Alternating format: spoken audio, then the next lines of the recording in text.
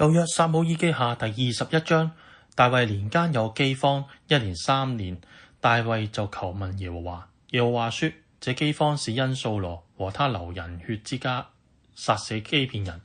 原來這基遍人不是以色列人，乃是亞摩利人中所剩的。以色列人曾向他們起誓，不殺滅他們。掃羅卻為以色列人和猶大人發熱心，想要殺滅他們。大衛王召了他們來，問他們說：我當為你們怎樣行呢？可用什麼贖這罪，使你們為耶和華的產業祝福呢？基遍人回答說：我們和掃羅與他家的事並不關乎金銀，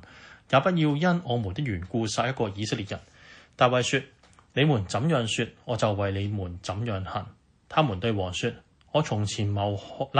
害我們，要滅我們，使我們不得再住以色列境內的人，現在願將他的子孫7人交給我們，我們好在耶和華面前將他們懸掛在耶和華揀選掃羅的基比亞。王說：我必交給你們。王因為曾與掃羅的兒子約拿單指着耶和華起誓結盟，就愛惜掃羅的孫子約拿單的兒子米非波設，不交出來，卻把愛亞的女兒利斯巴給掃羅所生的2個兒子亞摩尼、米非波設和掃羅女兒米甲的子給米何拿拉人巴西萊兒子亞得列所生的5個兒子，交在基遍人的手裏。基遍人就把他們在耶和華面前懸掛在山上，這7人就一同死亡。被殺的時候正是收割的日子，就是動手割大麥的時候。愛亞的女兒利斯巴用麻布在磐石上搭棚，從動手收割的時候，直到天降雨在屍身上的時候，日間不容空中的雀鳥落在屍身上，夜間不讓田野的走獸前來糟踐。有人將掃羅的妃嬪愛亞女兒利斯巴所行的這事告訴大衛，大衛就去從基列亞比人那裏將掃羅和他兒子約拿單的骸骨搬了來。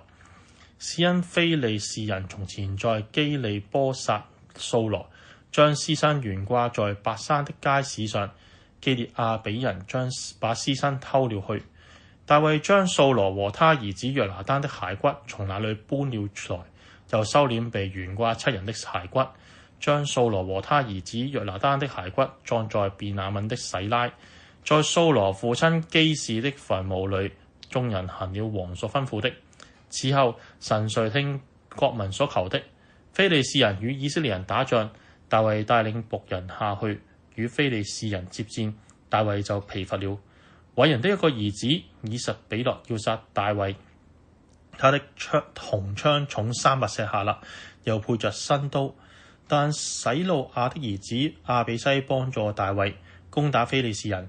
將他殺死。當日跟隨大衛的人向大衛起誓說：以後你不可再與我們一同出戰，恐怕熄滅以色列的燈。後來以色列人在哥伯與非利士人打仗，戶沙人西比該殺了偉人的一個兒子撒弗。又在哥伯與非利士人打仗，伯利恆人亞哥俄尼金的兒子伊勒哈蘭殺了迦特人哥利伯亞，這人的槍桿粗如織布的機軸。